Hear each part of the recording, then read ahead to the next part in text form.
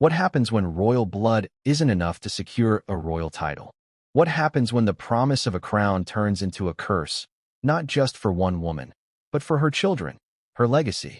Imagine being born into the world's most famous family, your name written into history before you even take your first breath. And yet, when the time comes, you are told, no title, no crown, no acknowledgement of the bloodline that runs in your veins. That is the nightmare Meghan Markle is living.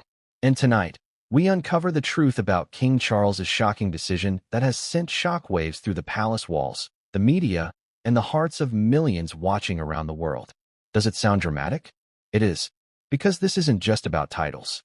This isn't just about names. This is about power.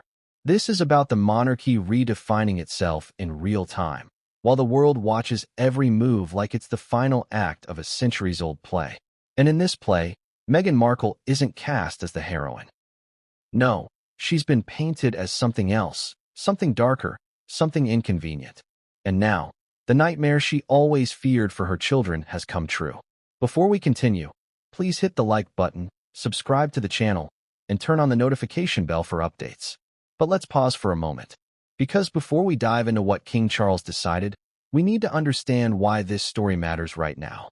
Why are millions glued to this scandal? Why does it strike such a nerve across the globe? The answer is simple. The monarchy has always thrived on tradition, and yet, tradition is what keeps it trapped in controversy. Think about this. In 2020, Meghan and Harry stepped back from royal duties. They said they wanted privacy, freedom, the chance to live on their own terms. But did they really escape? Or did they walk into a bigger battlefield, where every choice, every interview, every headline became a weapon aimed at them? Ask yourself, if you were Meghan, would you have left behind a life of privilege for a life of scrutiny? Now, fast forward to today. King Charles has finally taken the throne, and the world was watching to see how he would rule. A new king means a new era, a chance to make bold decisions, to set the tone for the monarchy's survival. And one of his earliest choices was about Archie Harrison and Lilibet Diana, the grandchildren who should have automatically been elevated when their grandfather became king. Should have, but they weren't. And here's where the shock comes in. King Charles didn't just delay the decision. He made it clear, in front of cameras, in a way that left no room for doubt. Archie and Lilibet would not carry the titles many expected. And in that moment, Meghan's worst fears came alive. Think of the irony. The royal family, an institution built on heritage and bloodline, is now telling two children of royal blood that their heritage doesn't count. Why? Some say it's politics. Some say it's tradition. Some whisper it's punishment. But the truth? The truth is messier. The truth is crueler. And tonight, we're going to peel back every layer until the full picture emerges. But before we get too deep, let's step back into Meghan's shoes for a moment. Imagine being a young mother, looking at your son, your daughter, and realizing that their future in the family you married into is not secure. Imagine fighting against an invisible wall, centuries of rules, whispered judgments, coded language about who belongs and who doesn't. Meghan thought she had left that battle behind when she and Harry moved to California. But the crown has a way of following you, even across the Atlantic. Do you remember the first time Meghan hinted at this fear? The now infamous interview, when she told Oprah that there were conversations within the royal family about what Archie would or would not be entitled to. Not just conversations about titles, but conversations about skin color. That revelation stunned the world. It exposed the monarchy's underbelly in a way no one had dared before. And while the palace tried to downplay it, the damage was done. The seed of suspicion was planted. Would Archie and Lilibet ever truly be accepted? Now here we are, years later. The question answered. The titles denied. And once again, Meghan is at the center of a storm she cannot control. But this storm is different. This storm is about her children. And nothing cuts deeper than a mother seeing her children treated as less than. So let me ask you, is this really about royal protocol? Or is this personal? Is this a king making a strategic decision for the monarchy's future? Or a father settling old scores with his son and daughter-in-law? That's the question that has fueled headlines for weeks. And that's the question we're going to unravel in the chapters ahead. But I want you to pay attention to the timing. Timing is everything in the monarchy. King Charles could have delayed. He could have softened the blow. He could have made it quiet, private, a matter of paperwork. Instead, he allowed it to be known, publicly, officially, unmistakably, that Archie and Lilibet would not be given what so many assumed was theirs by birthright. Why? Why now? Because every move Charles makes is about survival. His reign began under the shadow of Queen Elizabeth II's legacy. The longest reigning monarch in history, beloved by millions, a symbol of stability. Charles can't compete with that. But what he can do is redefine the monarchy for an era where every scandal is amplified, every cost is questioned, every headline can sway public opinion. And so, in his mind, the monarchy must slim down. It must tighten its circle. It must look modern, efficient, less bloated. That's the narrative. But at what cost? Slimming down the monarchy means cutting out family members who might be seen as distractions. It means trimming the branches that don't serve the crown's image. And guess whose branch is the easiest to cut? The California branch. The Sussex branch. The branch that walked away. Now, think about the contradiction. Charles claims this is about modernizing, about making the monarchy stronger. But in denying Archie and Lilibet, he may have opened the door to the very thing he fears most, global backlash. Because while the monarchy can control ceremonies, titles, and traditions, it cannot control perception. And perception is everything in the age of social media. Already, the reactions have been fierce. Supporters of Meghan and Harry cry foul, saying this proves everything the couple warned about. Critics of the monarchy say this exposes its outdated, exclusionary mindset.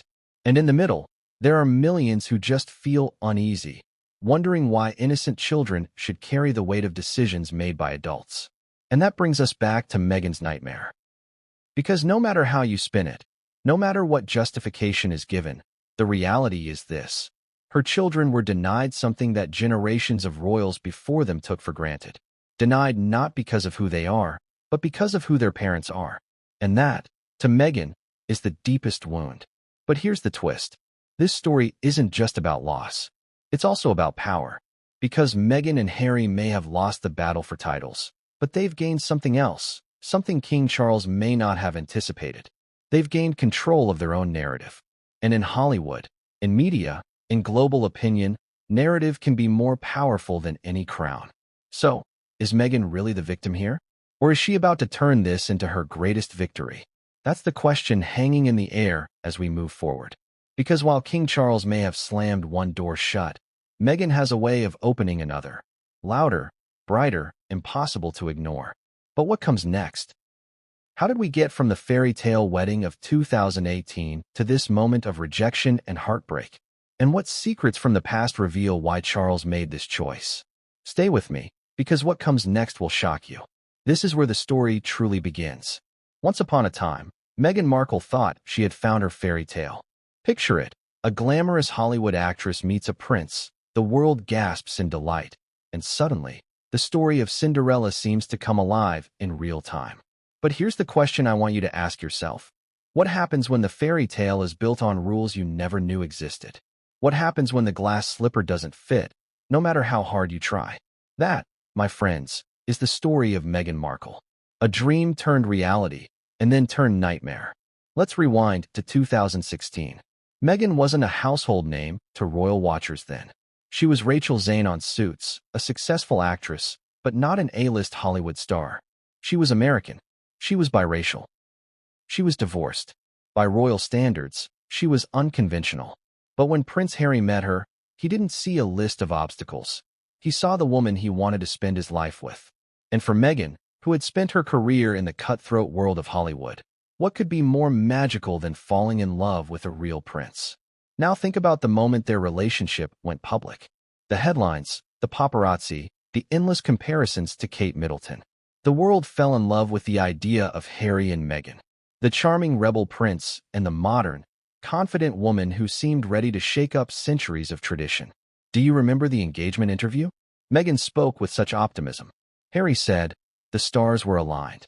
And the public believed it. The dream was alive. But here's where the story begins to crack. Because the dream Meghan thought she was stepping into wasn't the reality of royal life. In her mind, marriage meant partnership. Love meant acceptance. The crown meant family.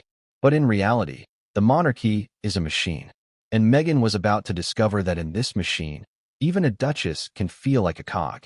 Think about the wedding in May 2018. A global event, watched by nearly 2 billion people. Meghan walked down the aisle in a stunning Givenchy gown, the picture of elegance and grace. She had the choir singing "Stand By Me." She had an American preacher delivering a fiery sermon about love. For a brief moment, the monarchy felt fresh, modern, even daring. The dream was alive, and Meghan seemed to be rewriting the rules. But then, almost immediately, the backlash began. The British tabloids began chipping away at her image. Stories about Meghan making Kate cry, about diva behavior, about her family drama back in the United States. The dream of being embraced as a beloved royal was already showing cracks. And here's the irony. The very things that made Meghan appealing to the world, her independence, her confidence, her willingness to speak, were the very things that made her a problem inside the palace. Ask yourself, if you were Meghan, how would you handle that? Would you keep quiet, smile for the cameras, and let the narrative swallow you whole? Or would you fight back? This is where the reality started to feel less like a fairy tale and more like a battlefield. The difference between Meghan's dream and her reality can be summed up in one word: control. In Hollywood, Meghan had control. She chose her roles, her public appearances, her interviews. She crafted her brand. But in the monarchy, control is everything, and it doesn't belong to you. It belongs to the institution.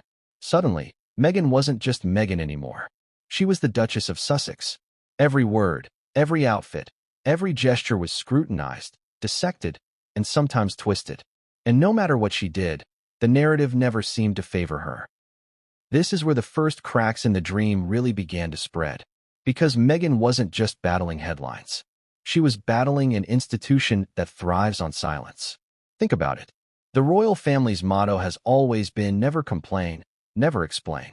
But Meghan had built her entire career on speaking out, standing up, and advocating for herself.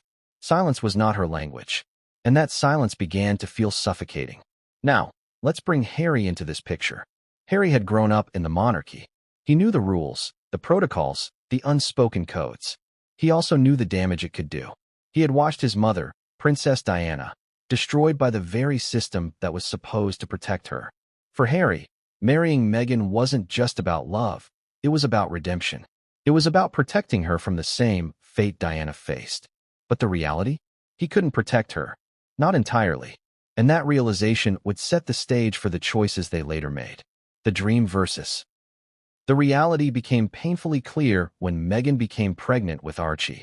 In her dream, her child would be embraced as part of the royal family. He would be protected, loved, given the same respect as his cousins.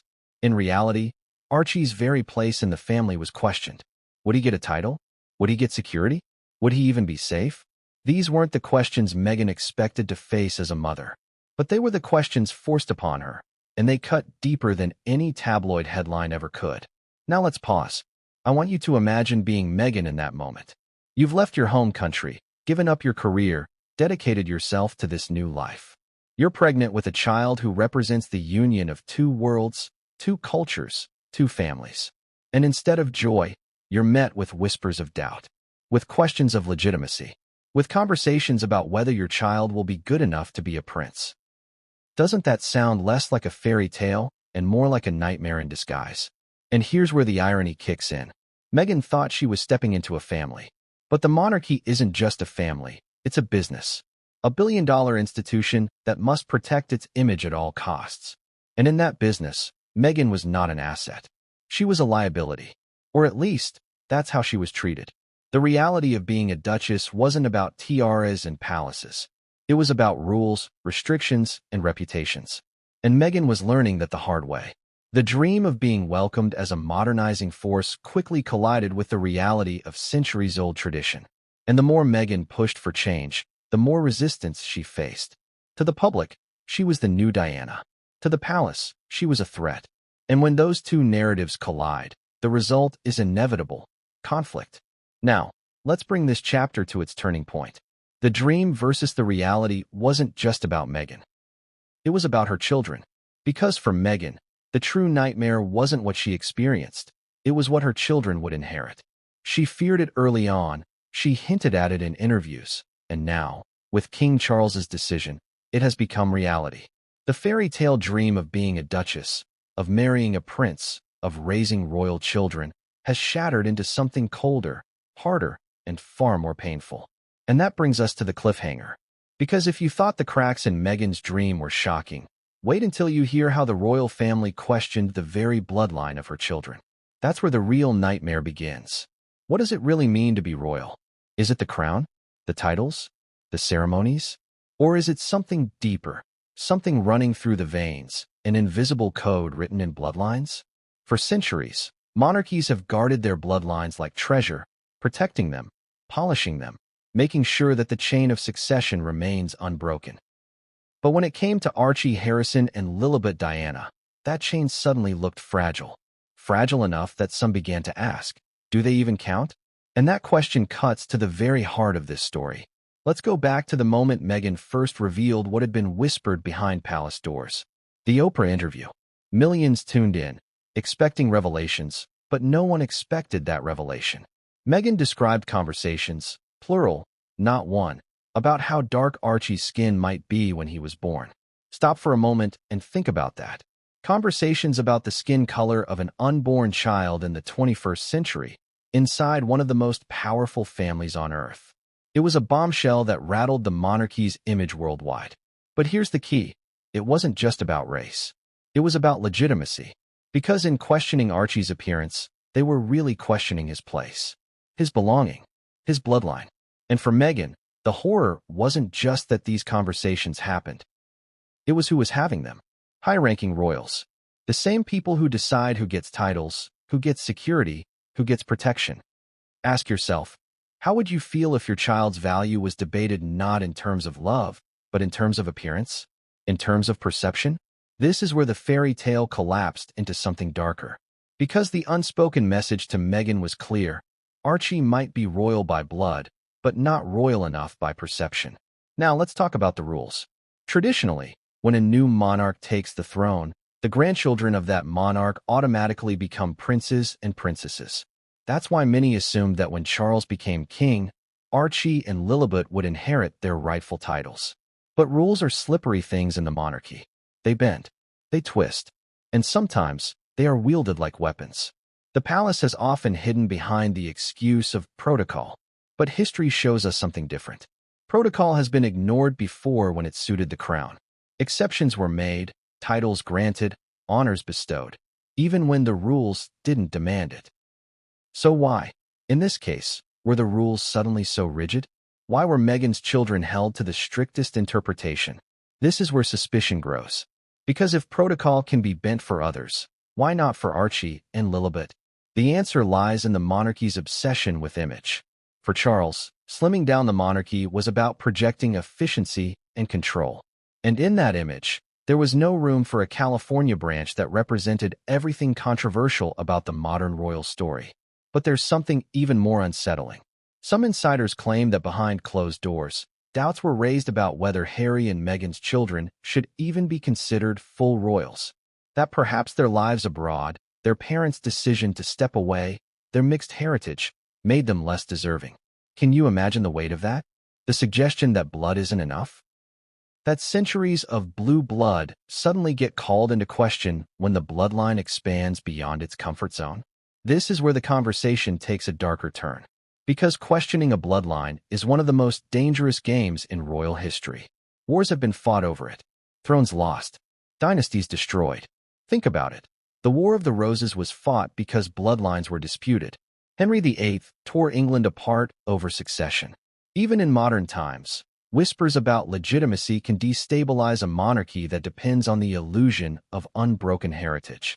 And yet, here we are in 2023, watching history repeat itself, not with swords and armies, but with rumors, decisions, and press releases. Let's pause here and ask, is Archie really any different from William and Kate's children? They share the same grandfather. They share the same great-grandmother, Queen Elizabeth II. They share the same Windsor blood. And yet, when George, Charlotte, and Louis were born, their titles were never in question. No one asked if they qualified. No one suggested they should be excluded. The contrast is impossible to ignore. and it speaks volumes about the double standards at play. Now, let's look at this from Meghan's perspective. As a mother, what do you tell your children when they ask why their cousins are princes and princesses, but they are not? Do you tell them it's tradition? Do you tell them it's protocol? Or do you tell them the truth, that they were denied not because of who they are, but because of who their mother is? For Meghan, that is the nightmare. A nightmare that keeps replaying in every headline, every snub, every official statement from the palace. And here's the contradiction that makes this story so compelling. The monarchy thrives on continuity, on the idea that bloodline is sacred, untouchable. Yet in denying Archie and Lilibet, it undermines its own foundation. Because if royal blood can be questioned, what does that say about the very institution built upon it? If Archie's bloodline isn't enough, whose is? The irony is impossible to miss. The monarchy wants to appear strong, united, unshakable. But by questioning its own bloodline, it reveals weakness. It reveals division. And those cracks are now visible to the entire world. Let's bring Harry back into this. For Harry, this isn't just about titles. This is about his mother's legacy. Princess Diana fought for Harry and William to be treated equally, despite the fact that William was the heir and Harry was the spare. Diana knew how cruel the institution could be, and she tried to shield her sons from that cruelty. Now, Harry sees history repeating itself, not with him, but with his children. And for a man still haunted by his mother's fate, that is unbearable.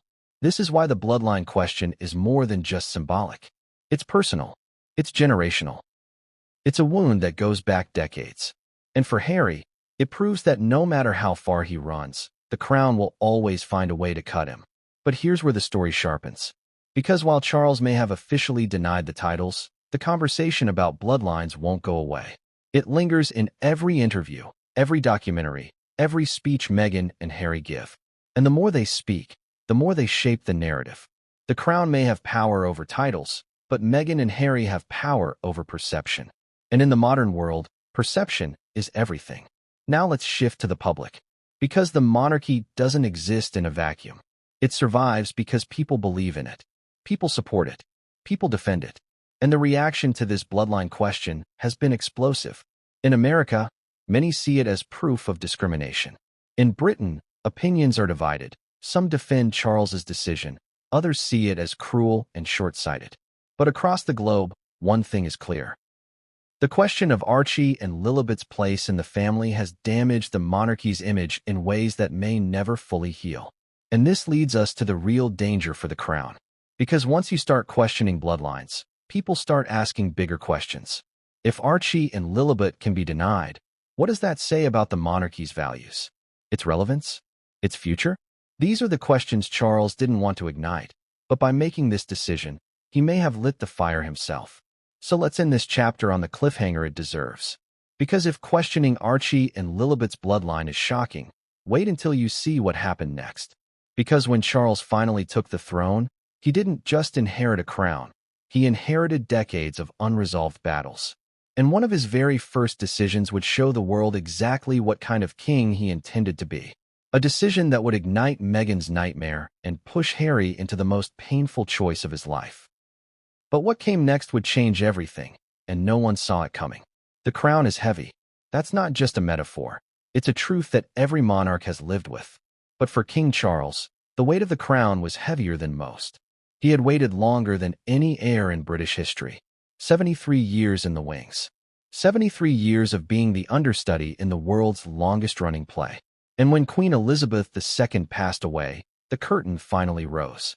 The stage was his. The question was simple. What kind of king would Charles be? And the answer came faster and sharper than anyone expected. When Charles became king, the world watched closely. The longest reigning monarch in history was gone. Queen Elizabeth was more than a leader. She was a symbol. For decades, she embodied stability, duty, and quiet dignity. How do you follow that act? For Charles, it was a nearly impossible task. And yet, from the very beginning, he knew he couldn't simply mimic his mother. He had to define himself. He had to modernize. And that's where the storm around Archie and Lilibet collided with his new reign. From his first speech as king, Charles struck a different tone. He spoke warmly of Harry and Meghan, calling them out by name, wishing them love, as they continued to build their life overseas. It sounded gracious, even healing. But behind the scenes, insiders whispered that Charles had already made up his mind about their role in the monarchy, and by extension, the role of their children. Public kindness, private calculation. That is the paradox of Charles. Ask yourself, what would you do if you were in his shoes? You've inherited a monarchy at a crossroads. Public support is shaky. Scandals have bruised the crown. Costs are being questioned. Would you hold the family close? Or would you cut away the branches you believe are weakening the tree? Charles chose the latter. And Archie and Lilibet were the ones who felt the blade. Let's rewind to the coronation planning. Even before Charles officially wore the crown, conversations were happening about how to streamline the monarchy. Slim it down. That was the phrase repeated in the press. Fewer working royals. Less extravagance. A tighter, leaner, more modern institution. But slimming down wasn't just about finances. It was about control. It was about image. And for Charles, nothing damaged the monarchy's image more than the California chapter. Harry and Meghan had left. They had spoken out. They had criticized the very family Charles was now tasked with leading. To bring them back into the fold fully, to grant their children titles, would send a message that rebellion carried no consequences. That you could walk away, make millions, criticize the crown, and still reap the rewards. For Charles, that was unacceptable. His reign needed boundaries. And Archie and Lilibet became the line he refused to cross. This is where the decision begins to take shape. Officially, Charles framed it as protocol, as modernization, as necessity. But emotionally, it was something else. It was personal. The monarchy is supposed to be above personal feelings, but how can it be when the players are human? Charles had been hurt by Harry's accusations, by Meghan's claims of racism, by the implication that the crown itself was cruel and cold. And so, when the opportunity came to define his reign, he sent a message loud and clear. There would be no special treatment. Not for Harry, not for Meghan, and not for their children. Let's pause here and consider the symbolism. Crowns, titles, ceremonies, they may seem like pageantry, but in the monarchy, they are currency. They are power. To deny titles is to deny standing. It is to push Archie and Lilibet to the margins of the royal story, ensuring they will never hold the same symbolic weight as George, Charlotte, or Louis. It was, in many ways, the ultimate snub. And yet, Charles wasn't blind to the risks.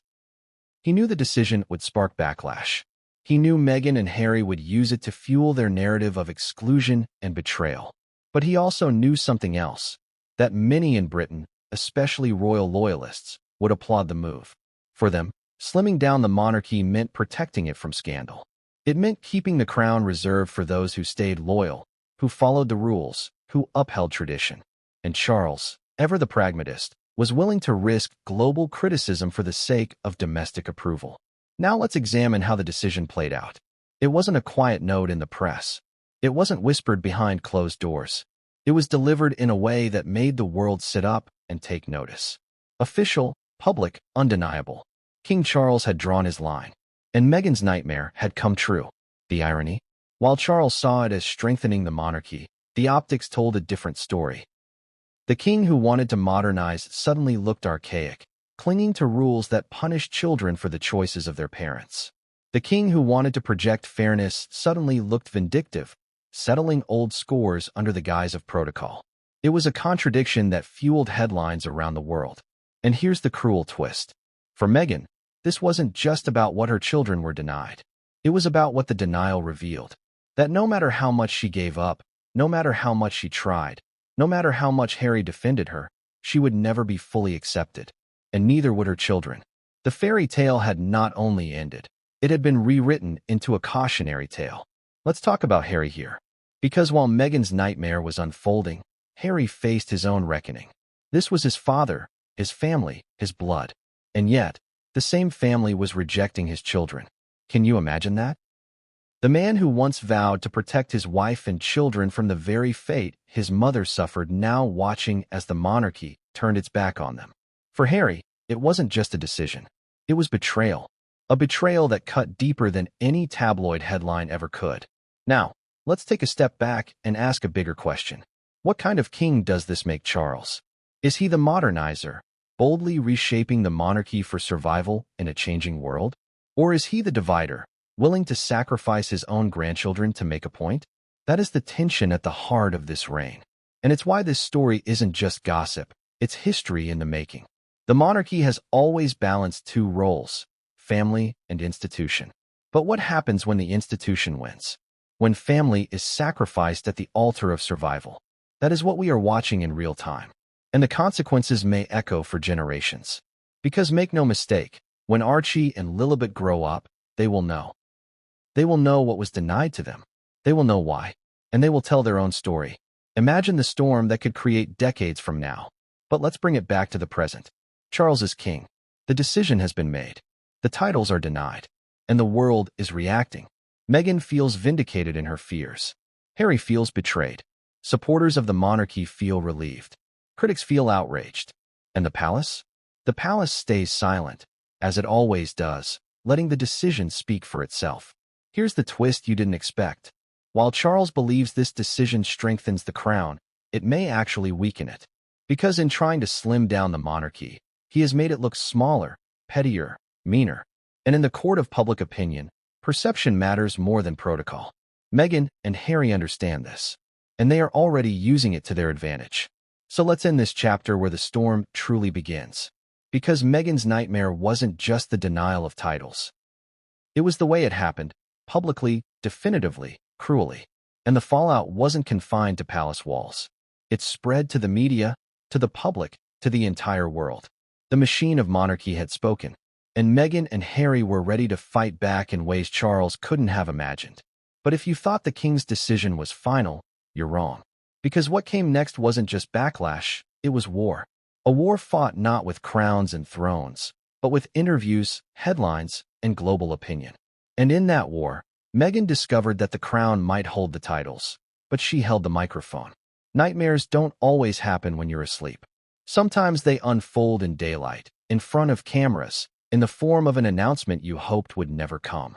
For Meghan Markle, the nightmare she had hinted at for years finally became reality when King Charles made his decision known.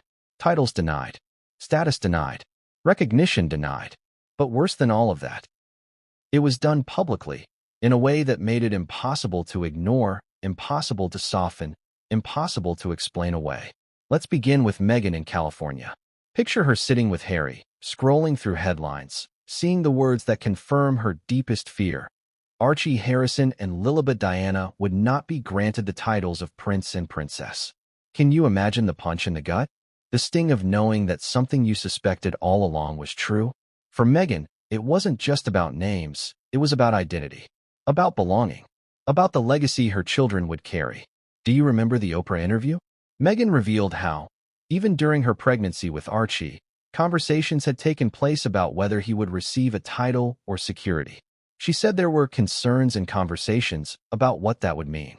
At the time, some dismissed it as exaggeration. Others said she was misinterpreting royal protocol. But now those words ring like prophecy. Her nightmare scenario, the exclusion of her children from the royal fold, was no longer speculation. It was fact. Ask yourself, what would you feel if your children were singled out this way? Would you feel anger? Grief? Betrayal? Meghan likely felt all of those at once. For years, she had endured scrutiny for herself. She had been criticized, judged, attacked in the media. But she could endure that. She had chosen that path. This, however, was different. This was about her children, who had no say, no choice, and no defense. And here's where the pain becomes unbearable.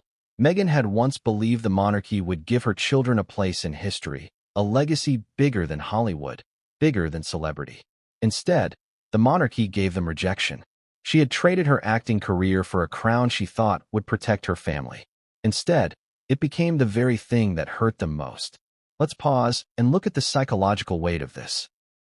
Meghan is a woman who has spoken openly about her struggles with mental health, about feeling isolated, about the crushing expectations of royal life. Now add to that the reality that her children are living under a shadow, treated as less than by the very family their father was born into. That's not just a nightmare, it's trauma.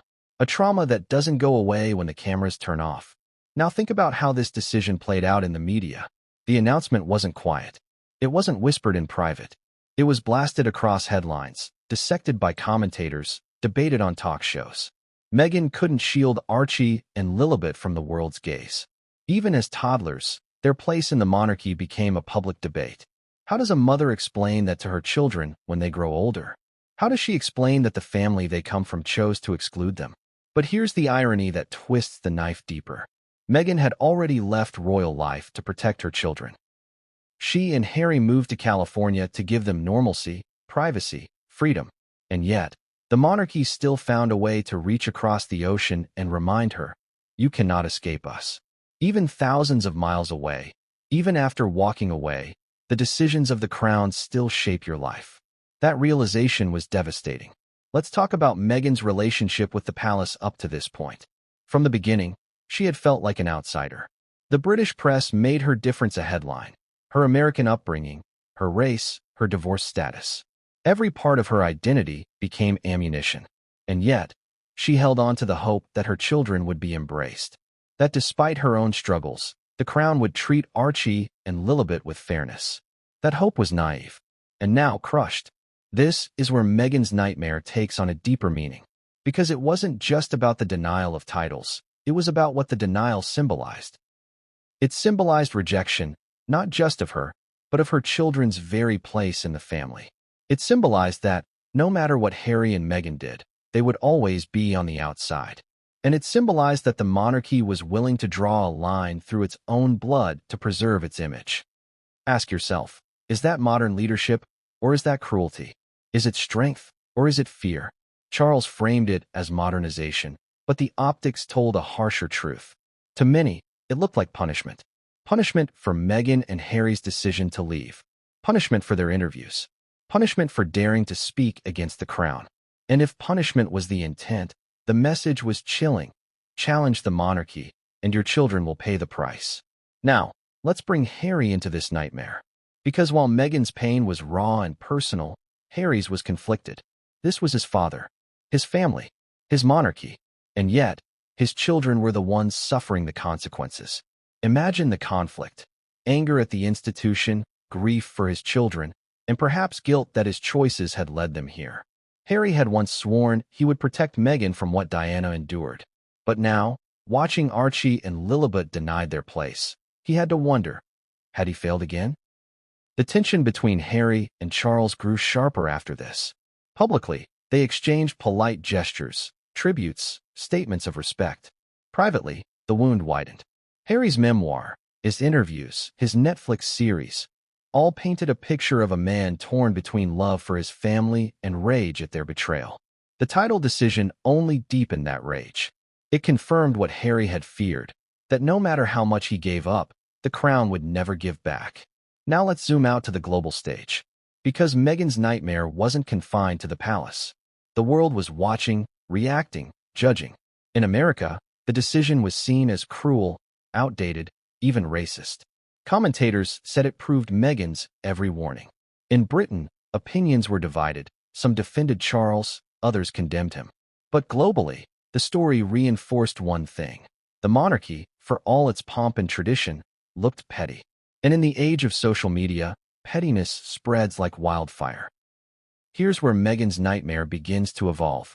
Because as much as this decision hurt, it also gave her something she hadn't had before: proof. Proof that her fears weren't paranoia. Proof that her warnings weren't exaggeration. Proof that the crown was willing to deny her children what others were given without question. And with proof comes power. Meghan now had the power to point to reality, not just speculation. And that shifted the narrative in her favor. But let's not mistake this for victory. The emotional toll was enormous. Meghan had dreamed of raising her children with pride in their heritage, pride in their unique place in history. Instead, she was left to explain why the family that should have embraced them had turned its back. That's not a conversation any mother wants to have. That's not a burden any child should carry. And yet, it was now Meghan's reality. The nightmare reached its sharpest edge when the announcement was made on air. Not whispered, not delayed, but broadcast to the world. Imagine the humiliation. Imagine the sting of seeing the crown itself make public what you feared most. There was no room to hide, no room to negotiate. The decision was made, and the entire world was witness. For Meghan, it was the ultimate betrayal. And so, the nightmare unfolded not in one moment, but in waves. The announcement, the media storm, the global backlash, the personal grief, layer upon layer, until it became clear Meghan's worst fear had always been about her children's future. And that future had just been rewritten. But here's the question I want you to hold on to. What do you do when your nightmare becomes reality? Do you collapse? Do you retreat? Or do you fight back? Meghan is not the type to collapse. She is not the type to retreat. And as her nightmare unfolded, she and Harry began preparing their countermove. Because if Charles thought this decision would silence them, he was wrong. Very wrong. And that brings us to the cliffhanger. Because Meghan's nightmare may have unfolded in front of the world, but the story didn't end there. The decision triggered something even bigger, a global storm of media, commentary, and backlash that the Crown couldn't control. And Meghan and Harry? They were about to turn that storm into their weapon. But what came next wasn't just headlines, it was war. A war of words, images, and influence. And it began the moment King Charles's announcement echoed across the globe. The world was watching. The moment was historic. A new king was setting the tone for his reign, and millions of eyes were glued to the screen. People expected ceremony, tradition, and reassurance. What they didn't expect was a decision that would ignite controversy and reopen old wounds. But that's exactly what happened when King Charles, on air, made clear where Archie Harrison and Lilibet Diana stood in the royal hierarchy, or rather, where they didn't. Let's start with the atmosphere of that broadcast. The cameras were steady, the backdrop regal, the tone measured. King Charles spoke with the careful dignity that years of preparation had drilled into him. His words were deliberate, chosen to reassure a grieving nation, to project continuity after the loss of Queen Elizabeth II. But buried between the lines, beneath the warmth and statesmanship, was a decision that struck like a dagger for Harry and Meghan. Charles acknowledged his sons. He paid tribute to William and Catherine, the Prince and Princess of Wales, highlighting their role in shaping the monarchy's future. His tone was warm, approving, reassuring. Then came Harry and Meghan. His words were polite, but noticeably cooler. He wished them love as they continued to build their life overseas. And that was it. No mention of titles. No mention of Archie. No mention of Lilibet. In that silence, the message was loud and clear. Ask yourself, was that omission an accident? Or was it intentional? In the monarchy, words are never wasted. Every phrase, every pause, every acknowledgement is calculated. And in that broadcast, Charles made his calculation. By acknowledging William's children as the heirs of the future, and by leaving Harry's children unspoken, he delivered his verdict without ever saying the words outright. Subtle, yes, but devastating. For Meghan, that silence was louder than any decree. Sitting in California, she would have seen what millions saw, her children erased from the picture. Their absence wasn't just an oversight, it was symbolic. It was the monarchy drawing a boundary on live television. And once it was broadcast, it could never be taken back. Now, let's talk about the reaction in real time. Social media lit up within minutes. Commentators pointed out the glaring omissions. Why no mention of Archie and Lilibet? Why no acknowledgement of their status? Some defended Charles, saying it wasn't the moment for detailed discussions about titles. Others saw it as a deliberate snub, a calculated move to exclude. And Meghan? She knew exactly what it meant. The nightmare wasn't whispered anymore. It was official. Do you remember the look on Charles's face during that speech? Calm, composed, regal. That is the power of monarchy. To deliver life-changing decisions with a steady tone, to mask pain and politics behind ritual. But beneath the calm exterior was a message as cold as ice. The Sussex children were out. The line of succession might include them, but the line of recognition did not. Here's the irony that twists the knife. For centuries, the monarchy has thrived on spectacle. Crowns, ceremonies, speeches, all designed to project unity and grandeur. But in this spectacle, what people saw wasn't unity. It was division. What people heard wasn't grandeur. It was exclusion. And in the age of instant reactions, that division couldn't be hidden. Let's pause for a moment and imagine Meghan's perspective as the words played out. Perhaps she held her breath, waiting for their names. Perhaps she hoped, against all odds, that Charles would extend a gesture of goodwill. And then, the silence, the omission, The confirmation that the fears she carried through her pregnancies, through her interviews, through every tabloid headline, were real. How do you process that? How do you look at your children and explain that their grandfather, the King of England, denied them recognition on live television? And here's where the broadcast became more than just a speech. It became a global moment. News outlets clipped the video. Analysts dissected every word. Headlines screamed about the Sussexes being sidelined. The decision Charles made in a few sentences became a narrative that spiraled across continents. The monarchy had spoken, and the world was listening. Now let's examine the strategy behind it. Because Charles isn't careless. He knew this would be controversial. He knew Meghan and Harry would see it as a snub. But he also knew that his reign needed clarity. Ambiguity fuels confusion. Clarity fuels control. By excluding Archie and Lilibet from his speech, he set a precedent. They were not central to the future of the monarchy. William's children were. Period. That was the image he wanted to project. But in trying to project control, Charles unleashed chaos. The backlash was swift. Supporters of Meghan and Harry accused the monarchy of cruelty, of hypocrisy, of racism. Critics of the monarchy used it as ammunition to call for its abolition. Even neutral observers admitted that the omission was glaring. And while Charles may have strengthened his image among traditionalists, he damaged it on the world stage. Here's the contradiction. Charles wanted to modernize. He wanted to slim down the monarchy, to make it appear efficient and focused. But the decision to exclude Archie and Lilibet made the monarchy look outdated, exclusionary, even vindictive. It was modernization in theory, but regression in practice. And that contradiction became the story. Now, let's bring Harry back into the frame. Because while Meghan's pain was immediate, Harry's was complicated. Watching his father's first speech as king should have been a moment of pride, of unity. Instead, it became a moment of betrayal. His children, his legacy, erased on the very stage where they should have been celebrated. Can you imagine the sting of that? To hear your father's voice, to hear him honor your brother's children, and to realize your own were left in silence? That silence echoed louder than words. For Harry, this wasn't just about titles. It was about history. The monarchy is obsessed with legacy, with lineage. And in that broadcast, his children were cut out of the legacy. That wound doesn't heal easily. That wound lingers. And let's not forget the audience, the millions watching around the globe. To them, this wasn't just royal politics. It was a family drama, unfolding in real time. A grandfather leaving out his grandchildren. A father choosing one son's family over another.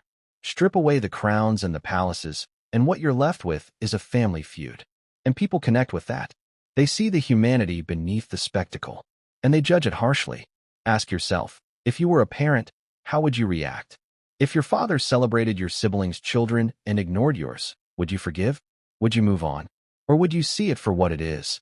A choice, deliberate and final? This is where Meghan and Harry found themselves. Staring at the screen, hearing the silence, realizing that Charles had made his choice. And with that choice, the battle lines were drawn. The monarchy had spoken. The Sussexes would respond. But here's where the story sharpens. Because the broadcast wasn't just the end of Meghan's nightmare. It was the beginning of something bigger. By making the decision official, Charles triggered a storm he couldn't control. The media latched on. The public debated. And Meghan and Harry prepared their countermove. If the crown wanted to define the narrative, Meghan and Harry were ready to fight back with their own. The decision was official. The broadcast was global. And the consequences were immediate. But what came next would magnify the story even further. Because once the decision was made public, the media frenzy exploded.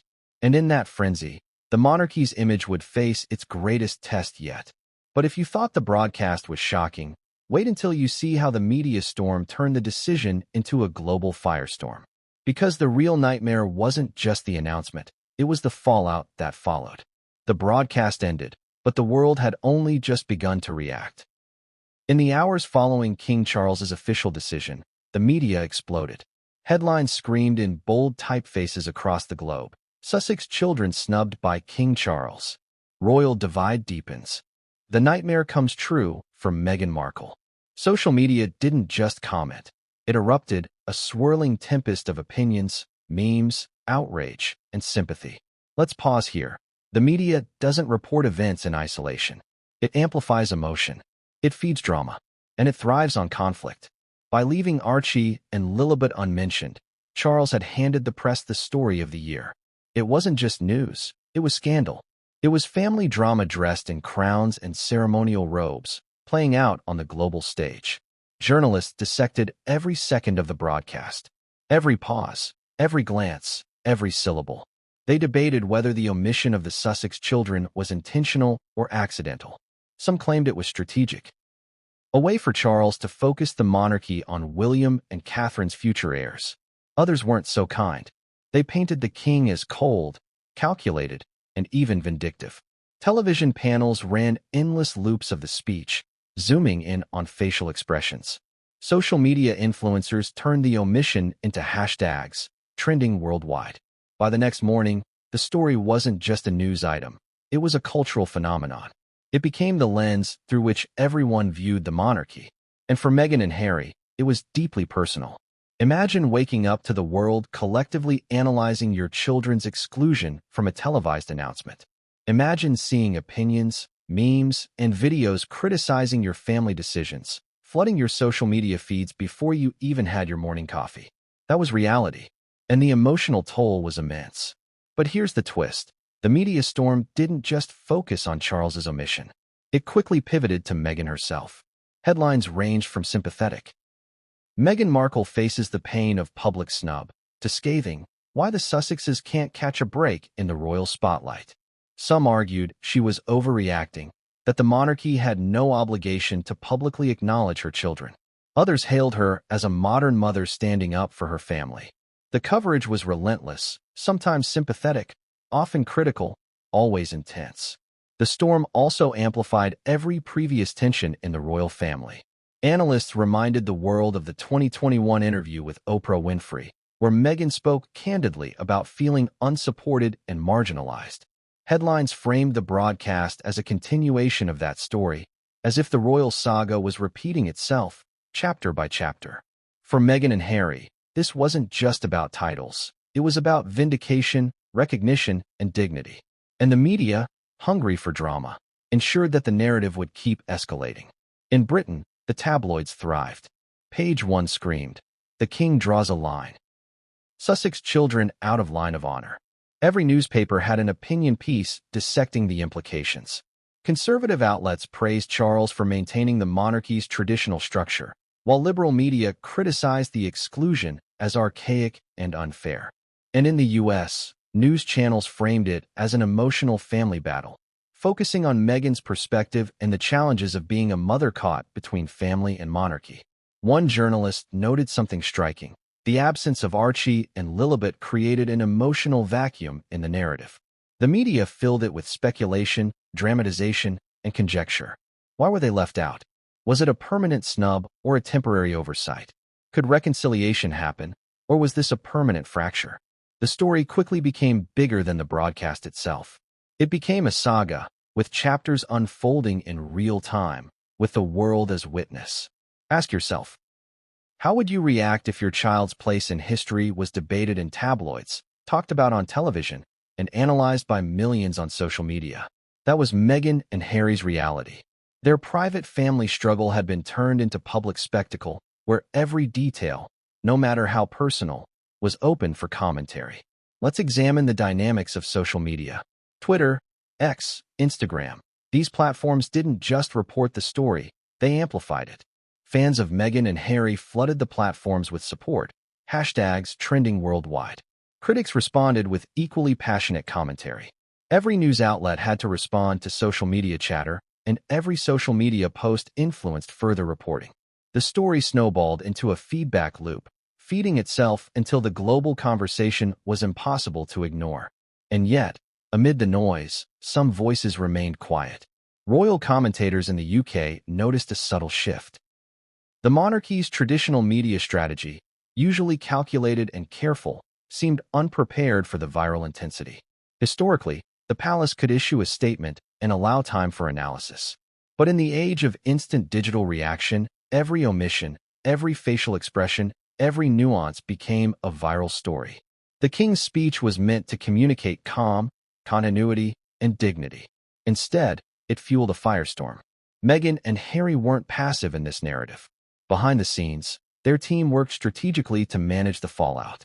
Social media posts were carefully timed, interviews were prepared, and statements were crafted to highlight their perspective without igniting further backlash.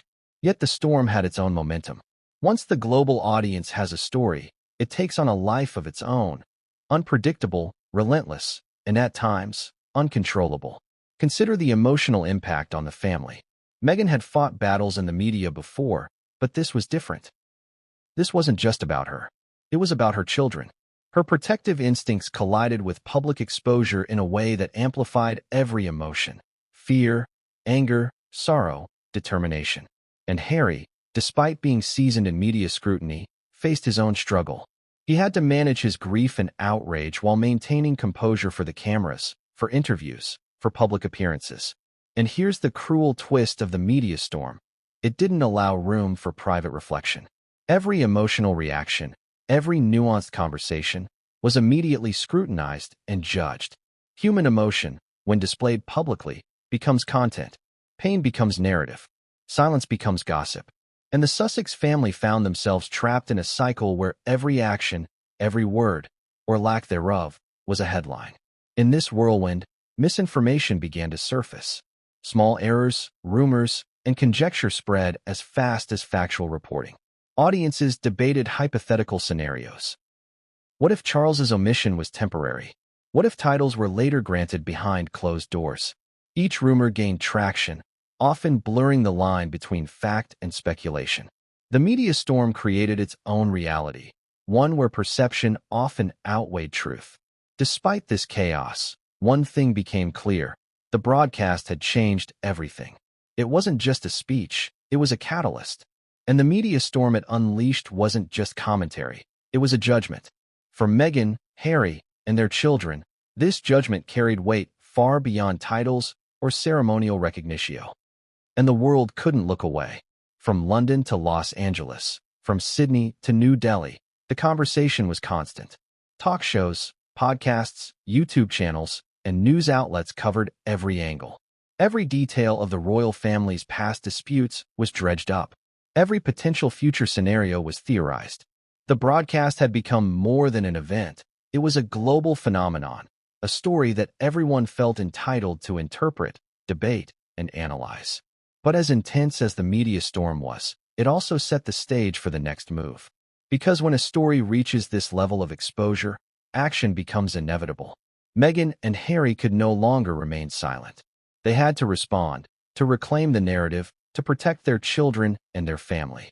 The storm wasn't just a reaction, it was a call to action. And that leads us to the critical moment that no one saw coming. How Meghan and Harry would navigate the media frenzy, confront the monarchy, and set their own terms for the future. Because in this story, the broadcast was just the spark, but the wildfire was only beginning. The broadcast had ended. The media storm had erupted. And Meghan Markle, far from being a passive observer, began to strategize. In the world of royalty, the narrative is everything. And Meghan knew that the global spotlight could be both a weapon and a shield. The question was, how do you protect your family when every move is scrutinized, every word amplified, and every emotion dissected? From the very first moment, she realized the omission of Archie and Lilibet was deliberate, or at least unavoidable. Meghan began assembling a plan. It was not reactive, it was preemptive. Her goal wasn't to attack the monarchy publicly, at least not immediately. It was to ensure that her children's legacy, dignity, and identity were preserved. Imagine being in Meghan's position. You are a mother, a former actress, an advocate, and suddenly a global audience is weighing in on whether your children are worthy of royal recognition. It's a situation no training or preparation can fully equip you for. Yet Meghan approached it like a chess match, thinking several moves ahead. First, she reached out to her closest advisors, trusted figures who had been part of her journey since she first entered the royal spotlight. They assessed the situation, analyzed media patterns, and mapped out potential narratives. Every article, tweet, and video was cataloged. Each one was an insight into public perception, an opportunity to counter misinformation, or a tool to advance her strategy. Second, Meghan leaned into controlled public appearances. Unlike in the past, When spontaneous reactions sometimes made headlines, every move was now deliberate. Every interview, every charity event, every speech was meticulously timed and crafted to highlight her priorities: family, equality, and children's rights. She knew that the story wasn't just about titles. It was about the broader narrative of fairness and recognition. Third, Meghan embraced social media like a double-edged sword. Previously, she had often been criticized for social media missteps, but now, it became her front line. Carefully curated posts celebrated Archie and Lilibet's milestones, showcased their family moments, and reminded the world that they existed outside royal approval. The strategy was subtle yet effective: assert presence without confrontation, visibility without provocation. And then came the psychological battle. The broadcast was more than a news event. It was a challenge. It tested Meghan's resilience, patience, and ability to remain composed under pressure. But Meghan was no stranger to adversity. She had faced public scrutiny before, from tabloids, critics, and even parts of the royal institution. She knew that perception could be manipulated, that headlines could be weaponized, and that silence could be dangerous. As the media frenzy continued, Meghan became a master of timing. She would release statements, grant interviews, or appear at events at strategic moments. Each action was designed to reclaim the narrative, to push back against misrepresentation, and to assert control over the story. Her approach was methodical, never reactive, always deliberate. Public reaction, however, was unpredictable. Supporters of the Sussexes rallied, flooding social media with messages of solidarity. Hashtags trended globally, emphasizing the injustice faced by the children. Fan communities organized campaigns, sharing stories, images, and videos to humanize Archie and Lilibet beyond the confines of royal protocol. But critics were relentless. Some argued Meghan was manipulating public sentiment, using her children to wage a media campaign. Others claimed she was undermining the monarchy by highlighting family divisions publicly. The debate was intense, polarized, and emotionally charged. The narrative wasn't just being shaped, it was being fought over in real time, and Meghan was fully engaged in the battle. Consider the nuance. Meghan's strategy wasn't simply about publicity, it was about long-term impact. She understood that public perception could influence not only media coverage, but also institutional decisions. By maintaining visibility and framing the conversation around fairness and parental rights, she positioned herself as a mother advocating for her children, and as a figure challenging traditional norms in the monarchy. Behind closed doors, Meghan and Harry engaged in countless private discussions. They reviewed potential scenarios, prepared statements, and discussed how to navigate future broadcasts or announcements. Every decision had to balance public messaging with family dynamics, media strategy with personal integrity. It was a delicate dance, and the stakes were enormous. Meanwhile, the monarchy itself was not idle. Advisors monitored media trends, analyzed public opinion, and considered possible responses. Yet the challenge was clear. Responding too aggressively could validate the narrative of family conflict, while silence could appear cold or dismissive. Every move was calculated, every word weighed for its impact on tradition, perception, and legacy. The public, meanwhile, became emotionally invested. It wasn't just a story about titles. It was a story about fairness, identity, and family. People debated whether children should inherit status automatically, or whether modern values demanded a new approach. Commentary spanned continents, reflecting cultural perspectives on monarchy, equality, and parenting. The story had transcended the royal family. It had become a mirror reflecting society's values and contradictions. And yet, despite the chaos, Meghan maintained focus. Her strategy relied on patience, precision, and persistence. She knew that the story wasn't resolved in a day or a broadcast. It was unfolding over months, potentially years. Every carefully timed public statement, every private conversation, and every calculated move was part of a larger plan to protect her children and shape their future legacy. But here's where the drama intensifies. The public response created its own pressure. Headlines, social media campaigns, and fan debates forced Meghan and Harry into a paradox. Every victory in shaping the narrative brought new scrutiny. Every perceived misstep fueled criticism. The strategy required constant adaptation, quick thinking, and emotional resilience. Imagine the tension in those moments. Every morning brought new articles, new commentary, and new challenges. Every evening demanded reflection, assessment, and adjustment. The stakes were deeply personal, and the consequences felt global. And through it all, Meghan's commitment to her children never wavered. By the end of this intense period, one thing was undeniable. Meghan had become not just a public figure, but a strategist in a high-stakes media battlefield.